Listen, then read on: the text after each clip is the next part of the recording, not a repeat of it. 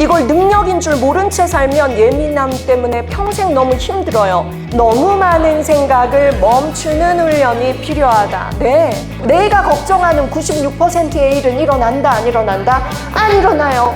평소에 96%의 에너지 다 쓰는 사람들이 4%에 쓸 힘이 없어요.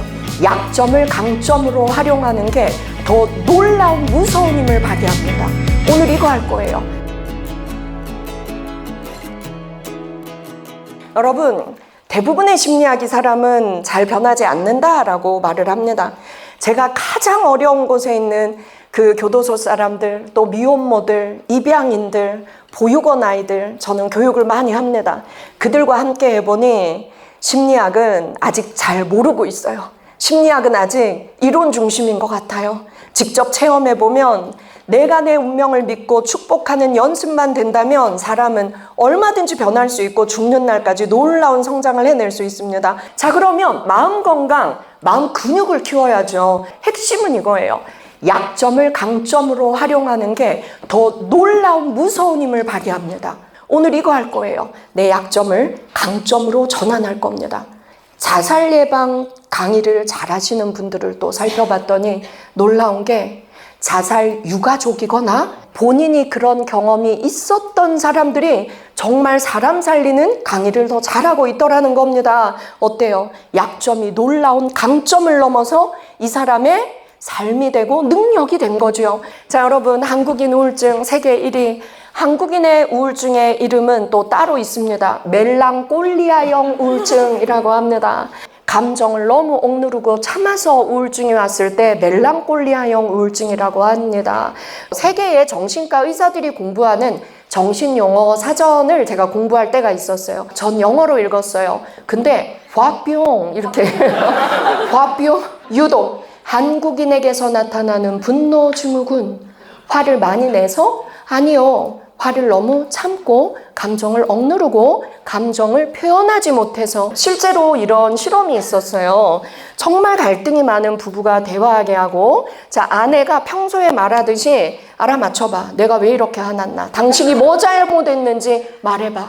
남자들은요, 이 상황을 빨리 벗어나고 싶어서 막 때려 맞춰서 그래, 그거 내가 잘못했어 라고 해요. 근데 그게 내가 생각한 것과 다르면 그래서 너는 안 돼 라고 또 아내들은 화를 내요. 그때 남자들의 뇌에서 일어나는 고통은 그 육체적 고문을 당할 때와 비슷한 정신적 고통을 느낀대요. 여러분, 말해야 알지요. 표현해야 알지요. 그런데 한국인들은 말 안 해도 표현 안 해도 알아주는 게 사랑이라는 우리가 잘못된 신념을 갖고 있어요. 그래서 말하면 좋겠어요. 그래야 우리가 관계도 편해지고 속상함과 섭섭함을 예방할 수 있습니다. 근데 화와 짜증은 가짜 감정이에요. 여러분, 화가 나고 짜증이 날 때 상대에게 그때 뿌리로 내려가 보면 어떤 감정이 나왔을까요? 속상함과 섭섭함이 나왔습니다. 우리는 속상함과 섭섭함을 내버려 두면 그게 화로 짜증으로 발전하는 거예요. 그래서 상대가 뭔가 좀 불만이 있어 보여요. 뭔가 좀 화나 보여요. 그러면 우리는 막 괴로워하면서 3일 동안 독심술을 부리느라 내가 병들어요. 근데 나중에 알고 보면 그 사람 그날 잠을 좀 못 자서 컨디션이 안 좋았던 거래. 이렇게 아무것도 아닐 수 있는 거예요. 그래서 우리가 이제 우리를 돌보는데 더 힘쓰면 되는 거예요. 마음을 돌보자고요. 습관으로 만들면 됩니다. 우리 뇌는요, 새로운 습관을 형성하는데 며칠 걸릴까요? 아우, 우리 구독자인가 봐요. 네. 여러분, 최소 21일. 21일 동안 매일 오늘 강의 들은 걸 연습해보고 생각하십시오. 우리 변할 거예요. 21일 동안 매일 실천하면 3개월 유지할 힘이 커지고요. 3개월 유지하면 평생의 습관으로 갈 수 있습니다. 여러분, 같이 읽어요. 예민함은 능력이다. 시작. 예민함은 능력이다. 이걸 능력인 줄 모른 채 살면 예민함 때문에 평생 너무 힘들어요. 껐다 켰다만 잘하면 돼요. 자, 여러분, 학자, 경영자, 예술가, 성공한 사람들을 만나서 제가 경향신문에서 3년 동안 50명 넘게 인터뷰했었거든요. 저 그때 찾아냈어요. 전부 예민해요. 자기 분야에서 뭐 잘하고 있는 사람은요, 예민한 거 이로 말할 수 없이 예민해요. 이것만 하면 돼요. 너무 많은 생각을 멈추는 훈련이 필요하다. 네, 인간관계에서 타인의 눈치를 너무 많이 봅니다. 한국인들이요, 어느 정도냐면 표정 어조까지. 어조가 좀 이랬대. 이것까지 예민하게 살피고 타인이 아닌 나에게서 문제를 찾으려는 경향이 높습니다. 내가 뭐 잘못했지? 내가 뭐 실수했나? 한국인들은 자동적으로 이래요. 자, 여러분 손가락 이렇게 물음표로 꼬부려 주시겠어요? 자, 타인이 왠지 나한테 좀 무례해 보이고 표정이 바뀌었고 뭐 좀 이상해졌어요. 그러면 우리는 이 물음표로 나를 찌릅니다. 나를 찌르는 게 뭐냐면 이거예요. 내가 뭐 잘못했지? 이게 바로 이 물음표를 갈고리로 만들어서 나를 찌르는 거예요. 이럴 필요가 없어요. 사람이요, 타인에게 불친절하고 무례하고 이럴 때 왜 그런가 봤더니 압도적 1위가 뭐였는지 아세요? 어제 잠을 잘 못 자서였어요. 타인이 나한테 좀 부정적으로 대할 때 알고 보면 내 문제가 아니라 그의 문제인 경우가 대부분이에요. 이 물음표를 여러분 반대로 돌리세요. 저 사람 오늘 컨디션이 좀 안 좋은가? 어제 잠을 좀 못 주무셨나? 상대에 대해서 먼저 궁금해 하세요. 그런 게 전혀 없다면 그럼 내가 뭐 잘못했나? 그 다음에 물음표를 나에게 가지고 와도 돼요. 그래서 우리는 너무 이 물음표를 갈고리로 만들어서 나를 너무 많이 찌르더라. 자, 오컴의 면도날이라고 있어요. 복잡함을 금지하는 거예요. 면도날로 복잡한 생각은 빨리 싹을 잘라라 라는 의미입니다. 고생만 실컷 하고 일을 망치는 사람들의 공통점은요, 여러분 읽어요. 시작. 계획을 복잡하게 세운다는 것이었습니다. 네, 단순한 사람들이 수명도 깁니다. 그래서 단순하게 생각하고 단순하게 쪼개고, 저는 그게 정말 안 돼요 라는 분이 계시다면 내 주변에 제일 단순한 사람 한 명 떠올려 보세요. 정말 단순해. 어쩜 저렇게 쟤는 걱정과 고민이 없나? 그 사람과 절친되는 게 가장 중요합니다. 우리 인생은 새로운 사람을 만날 때, 좋은 사람 만날 때 변합니다. 네, 단순한 계획을 세우고 단순하게 생각하는 사람들이 오히려 결정을 잘하더래요. 답을 찾을 확률도 더 높다는 겁니다. 복잡한 생각과 고민은 인생을 망치는 지름길이에요. 그렇게 우리가 빨리 끊어내고 빨리 빠져나오는 것이 중요합니다. 이런 연습이 필요하다는 거죠. 요즘 저희에게 가장 많이 오는 내담자들은요, 불안장애를 가진 사람들입니다. 불안장애는요, 미래 때문에 불안이 와요. 오지도 않은 미래 때문에 못하면 어떡하지? 안 되면 어떡하지? 그 다음 우울장애예요. 우울장애의 대부분은 과거에서 옵니다. 예전에 너무 힘들었어. 너무 고통스러웠어. 내 삶은 늘 혼자였어. 이런. 여기에 미래와 과거는 있는데 뭐가 없어요? 현재가 없어요. 네. 불안과 우울이 밀려오면 우리는 무조건 운동화 신고 밖으로 나와야 돼요. 왜요? 현재를 망치고 죽이고 있는 시간이기 때문입니다. 네. 자, 퀴즈 낼게요. 좁은 공간에 있을 때 불안과 우울이 커질까요? 넓은 공간에 있을 때 불안과 우울이 커질까요? 좁은 공간입니다. 여러분, 이 마이크가요, 조그만 상자 속에 있으면 굉장히 커 보이죠? 그런데 운동장 한가운데 갖다 놓으면 어때요? 안 보여요. 그래서 여러분, 우리가 진짜 힘든 날은 넓은 데로 나가고 때로는 높은 데 등산도 가고 그렇게 해보자고요. 여러분, 마음을 이길 수 있는 건 딱 하나밖에 없어요. 행동입니다. 행동. 그래서 내가 너무 우울한 날 이불 속에 있으면 그 불안과 우울은 몸집을 키워서 나를 집어삼킬 거예요. 그래서 죽을 힘을 다해서 운동화를 신었다면 기어서라도 밖으로 나가야 합니다.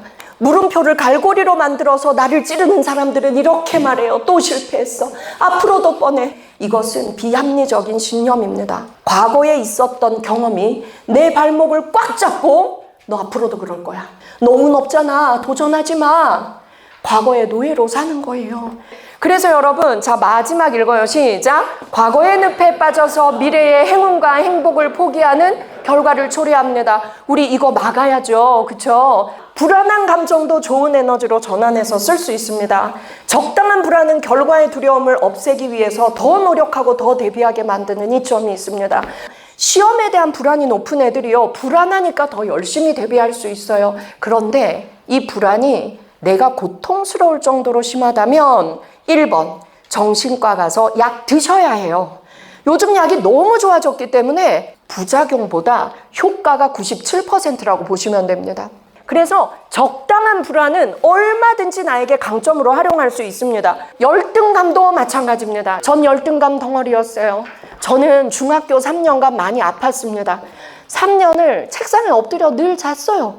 제가 막 반에서 늘 1, 2, 3등 하던 아이가 중3 때 반에서 46등까지 내려간 거예요. 거의 꼴등까지 간 거죠. 근데 제가 인문계 고등학교에 떨어진 거예요. 아직도 기억이 나요. 저희 담임 선생님이 너도 졸업식에 올 거야? 이랬어요. 학교 망신이라고. 근데 저 졸업식에 갔어요. 저희 가족이 다 갔어요. 꽃다발 제일 좋은 거 우리 아버지가 사주셨어요. 근데 저희 아버지가 그때 저한테 상미야, 인생이 길다. 그리고 네가 건강을 회복하고 열심히 공부하면 네 다음에 이 학교 나온 애들 중에 네가 제일 유명한 애 될 수 있다 이랬어요. 나 그 학교에서 제일 유명해진 것 같아요. 근데요, 이 열등감이 얼마나 좋나요? 열등감 덕분에 내가 부족하다는 생각 덕분에 자꾸 공부할 수 있고 또 못하는 사람 봐도 우스워 보이지가 않아요. 나와 같은 사람, 내가 도와줘야 될 사람으로 보이니까요. 열등감은요, 사실 우리를 진짜 잘 키울 수 있는 정말 좋은 에너지가 될 수 있습니다. 여러분, 이분은요, 진짜 가난한 집에 태어나서 고등학교 졸업하고 평생 어업을 하신 분이에요. 일하다가 왼팔이 잘렸어요. 근데 53세에 법을 몰라서 전 재산을 잃었어요. 그래서 이분이요, 54세에 법대 1학년으로 들어갔어요. 나의 실패와 나의 파산이 이 박사 논문을 쓰게 한 겁니다. 여러분, 무기력할 때 되게 많으시죠? 무기력은요, 완벽자일수록 무기력이 높습니다. 완벽주의자들은 정말 잘하고 싶어서 너무 잘해야 되겠기 때문에 너무 심리적 에너지를 많이 쓰다 보니까 무기력해져요. 내가 그만큼 못할 것 같아서 시작을 못하고 그 두려움 때문에. 그래서 여러분, 행복한 완벽주의자가 돼야 됩니다. 그래서 나 너무 게을러, 나 할 게 태산인데 왜 이래, 나를 또 갈고리로 찌르지 말고, 그래, 내가 완벽주의가 높아서 그렇지, 근데 이거 좀 완화해 볼까? 연습을 해보자고요. 여러분 꼭 기억하세요. 미국의 심리학자 어니 젤린스키가 말했어요. 내가 걱정하는 96%의 일은 일어난다, 안 일어난다? 안 일어나요. 과거의 불안함, 미래의 불안함 때문에 우리가 오늘을 망치는 거예요. 여러분, 4%는 걱정하고 대비해야 대처할 수 있는 진짜 사건이에요. 근데 부정적인 사람들은 말해요. 4%는 진짜 일어나잖아요. 이러면 안 돼요. 일어나지 않은 일 또는 과거에 있었던 일 때문에 힘들다면 운동화 신고 나가세요. 그런데 진짜 내가 결정해야 될 일, 정말 고민해야 될 4%라면 책상에 딱 앉아서 집중해야 됩니다. 근데요, 여러분, 평소에 96%의 에너지 다 쓰는 사람들이 4%에 쓸 힘이 없어요. 그래서 결정을 망쳐요. 그래서 이 중요한 4%의 초인적 능력을 발휘하려면 평소에 일어나지 않을 96%에서 빠져나오는, 그래서 여러분, 주변에 반드시 단순하고 긍정적인 친구가 있어야 돼요. 여러분, 내 인생을 통제할 수 있다는 믿음을 가져야 돼요. 이게 뭐냐면 자기 통제감입니다. 모두의 마음속에 있어요. 무조건 빨리 밖으로 나오고 넓은 데로, 높은 데로, 그리고 내가 좋아하는 걸 먹고 행동하면서 빠져나오시기 바랍니다. 정말 중요한 건요, 작은 목표를 자주 세우고 자주 성취하는 겁니다. 자주자주가 자존감을 만듭니다, 여러분. 그래서 오늘 대청소할 거야, 제발 그런 거 하지 마세요. 에너지 빠지고 청소가 싫어져요. 여러분, 오늘은 냉장고에, 냉장실에 냉장고 문만, 그리고 내일은 냉장실만, 그리고 모레는 냉동고 칸만, 그렇게 쪼개서 하루에 하나만 해도 온 집은 깨끗해진대요. 그래서 자주자주 자존감을 선물하면 좋겠습니다. 여러분이 잠과 체력 제가 왜 쓴 줄 아세요? 타인에게 관대하고 친절한 사람들은 잠을 충분히 자고 체력이 좋더랍니다. 네. 우리가 잠을 7시간 반 자면 가장 좋다고 논문들은 말합니다. 충분히 자야 내가 타인에게 다정할 수 있다. 그래서 심리학에서 하는 모든 것들도 중요하지만 저는 가장 먼저가 잠과 체력이 아닐까라는 생각도 합니다. 여러분, 연구 결과예요. 미국 샌디에고 주립대학에서요, 타인에게 친절 베풀고 이타적인 행동을 한 다음에 뇌사진을 찍었거든요. 그랬더니 와, 공포, 불안, 부정감정 감소했고요. 세로토닌, 행복 호르몬 많이 나왔어요. 결과 같이 읽어요. 시작. 이타적이거나 친절한 행동이 불안과 스트레스를 감소시킨다. 네. 미시간 대학교도 그래서 7,000명 대상으로 해봤어요. 친절한 사람 우울증 어떨까 했더니 와, 스트레스 수치와 우울증 증상이 낮아졌더래요. 타인에게 친절을 베푸는 거 그를 위해서예요? 나를 위해서예요? 나를 위해서예요. 여러분, 결론입니다. 인지장애 위험을 줄이고 건강수명 연장에 도움이 되더라. 네. 화와 짜증을 내는 사람들이 심장이 약하더래요. 그래서 우리가 이렇게 친절을 베풀고 이런 것들은 내 혈관 질환, 심장 질환에도 아주 도움이 되니까 여러분 우리 이렇게 해봅시다. 힘과 자신감은 내 안에 있다. 작은 목표와 작은 성취가 인생의 기적을 만든다. 내가 원하는 나로 살겠다는 결심을 하면 됩니다. 여러분, 운명에는 필연 운명과 선택 운명이 있습니다. 필연 운명은 내가 선택하지 않았어요. 태어나 보니 나에게 주어져 있었어요. 나의 부모, 나의 형제, 나의 가정 환경, 경제적이었던 거. 우리가 선택한 게 하나도 없었어요. 그러나 19세부터는 선택 운명의 기간입니다. 앞으로 120세, 130세까지.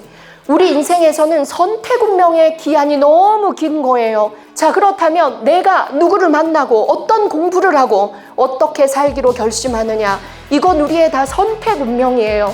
내가 나를 얼마든지 잘 키워낼 수 있는 거죠. 여러분들은 이미 선택 운명의 구간에 와 계시니 얼마나 좋으세요. 우리 이제 나의 운명을 믿고 축복하는 그런 삶을 살길 바랍니다. 오늘 잘 들어주셔서 정말 감사합니다.